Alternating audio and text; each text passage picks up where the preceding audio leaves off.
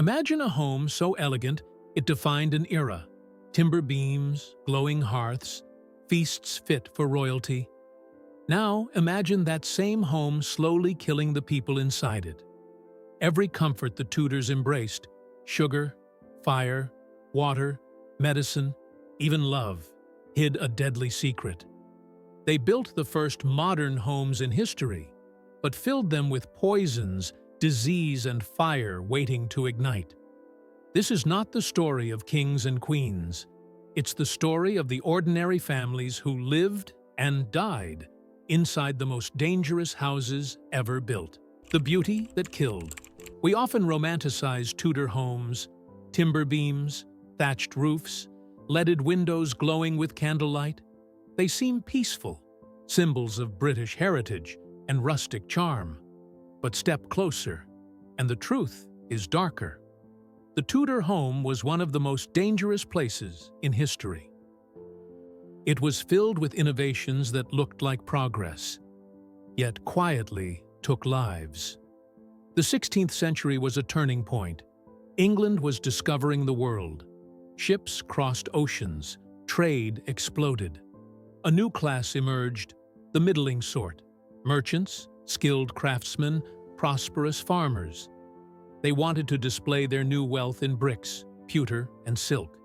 Houses grew larger. Chimneys appeared. Dining rooms replaced smoky halls. The Tudor home became a place of comfort and pride. But every invention, every imported luxury, carried a hidden cost. Inside these walls, the story of progress turned into a story of poison, fire, and disease. This is the real Tudor home. Beautiful, ambitious, and deadly. Sugar, the sweetest killer. Our journey begins at the table. Here sat the most fashionable killer of the Tudor age: sugar. For centuries, sugar had been a treasure for kings and nobles, rare, expensive, imported from distant lands. But global trade and slavery changed everything. By the mid-1500s, sugar flowed into England from the Caribbean, harvested by enslaved people whose labor turned white crystals into white gold. And the English fell in love with it. Sugar became the mark of success. Households that once served simple bread and beans now hosted banquets of candied fruits, sculpted marzipan, and sweets shaped like bacon or roses. The more sugar you served, the higher your status. But this luxury came with a hidden poison. Archaeologists examining Tudor skeletons have found skulls riddled with dental abscesses, rotted teeth, and jawbone infections. One skull from 16th century London shows an entire row of teeth decayed to the root. Without antibiotics, infection spread through the bloodstream, reaching the heart, the kidneys, even the brain. A toothache could kill. Ironically, the Tudors made things worse. They brushed with powders made of pumice, chalk, and even honey or sugar itself. They scoured away enamel while feeding bacteria at the same time. Their cure fueled their suffering. Yet nobody suspected sugar. They saw it as refined, elegant, and modern, something that separated them from the rough medieval world. But in truth, sugar was creating the first epidemic of dental and metabolic disease in history. The Tudors were the first victims of an addiction that would follow humanity for centuries. Fire, the danger above the hearth. Next, we move to the hearth, the heart of the Tudor home.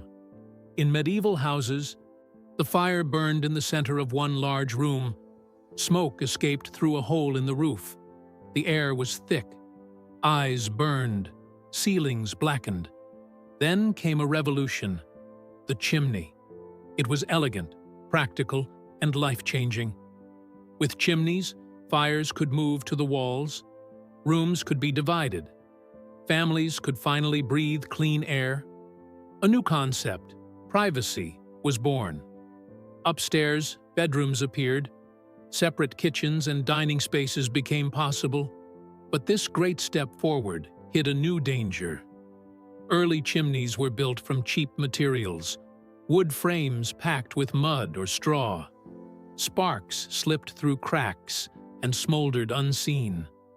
At night, as families slept, their homes caught fire. In Stratford-upon-Avon, Shakespeare's birthplace, 2 fires in the 1590s burned the town to the ground. And when builders switched to brick, another problem emerged. The bricks couldn't handle the heat. Wood burned at 1,000 degrees Celsius. Coal reached 1,200.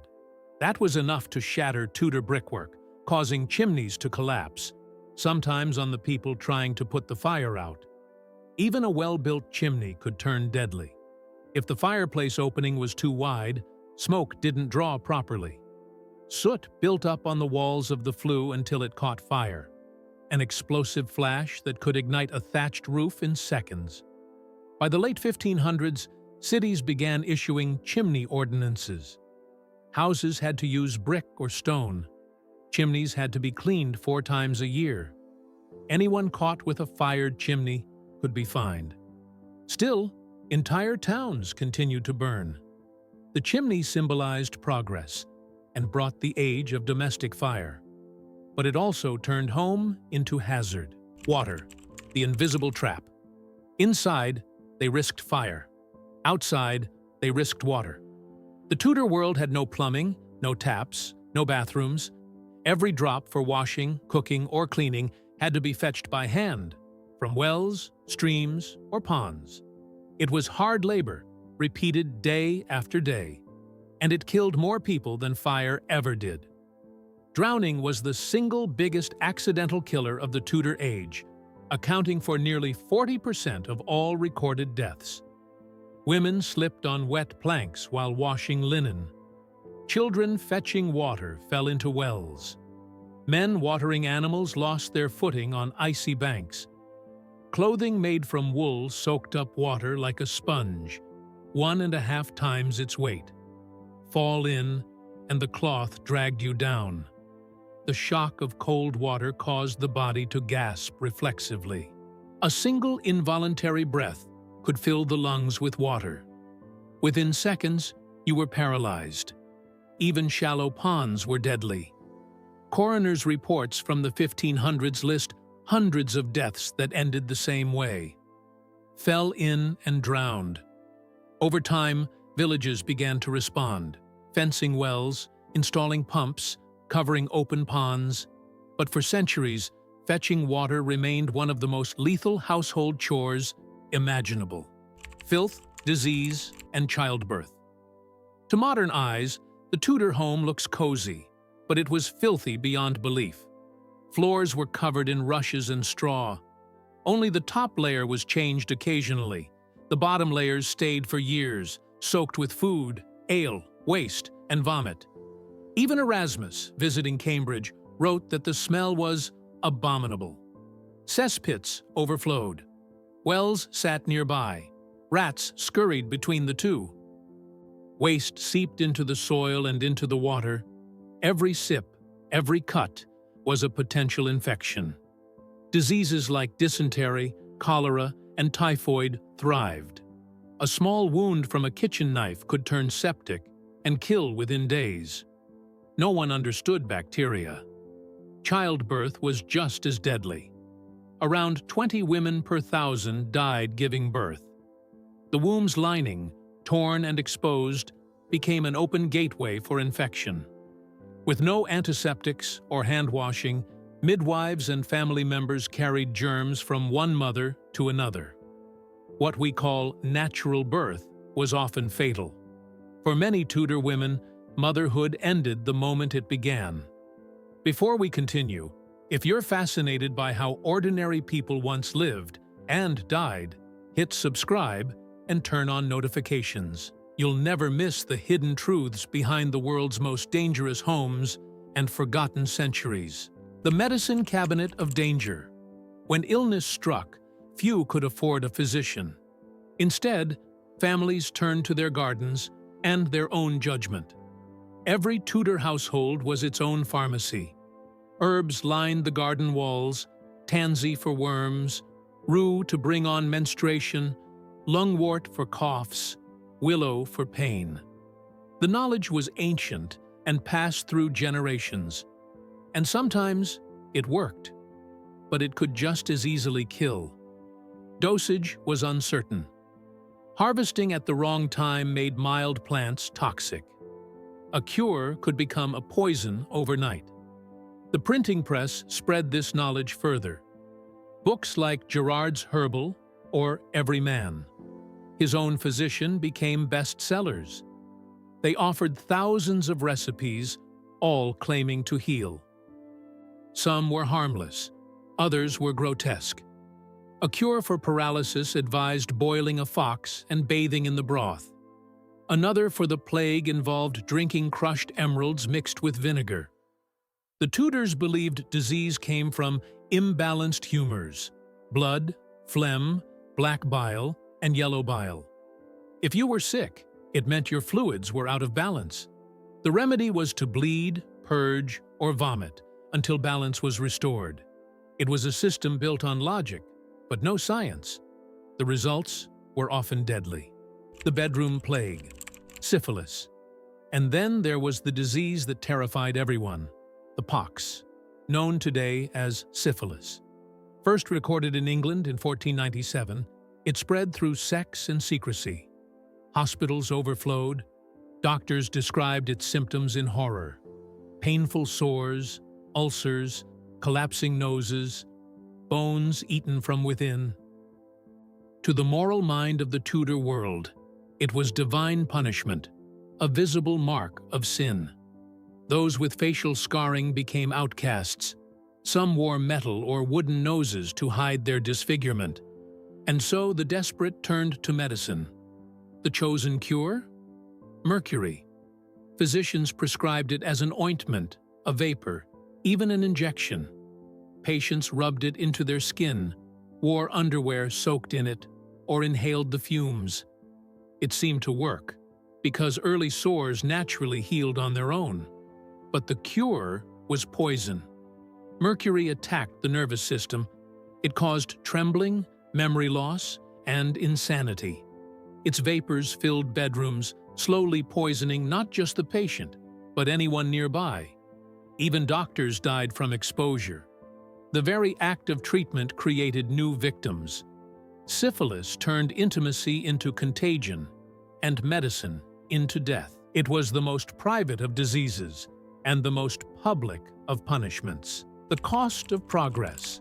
By the end of the Tudor age, homes looked modern. Fireplaces replaced smoky halls, tables glittered with sugar and silver, gardens grew medicine, books filled shelves. It was an age of invention, of exploration, of confidence. But comfort had a cost. Sugar rotted their teeth and organs, chimneys burned their towns, water drowned their families, filth bred infection, mercury poisoned their blood. The Tudors built the first modern homes, but they lived surrounded by hazards they couldn't yet see. Progress without knowledge is a gamble. And in Tudor England, that gamble was often fatal. Legacy and reflection. Yet for all the death, the Tudor home changed everything. It gave ordinary people privacy, furniture, and comfort unknown to medieval generations. It invented the concept of domestic life. The Tudors dreamed of a better world and paid for it in blood, smoke, and disease. Their struggles paved the way for modern hygiene, architecture, and medicine. But their greatest lesson endures. Innovation must be matched by understanding. Otherwise, progress becomes peril. So when you picture a Tudor cottage, the black beams, the glowing windows, the gentle crackle of fire, remember what those walls once held: sugar-laden feasts, poisonous cures, infections unseen, and ambition that outpaced science. The Tudor home was where the modern world began, but it was also where countless lives quietly ended. The story of the Tudor house is the story of us, how comfort and danger have always shared the same roof. If this deep dive into the Tudor home shocked you, there's more history waiting just beneath the floorboards. Click subscribe to uncover the next dark chapter of everyday life. Because in history, what looks safe rarely ever was.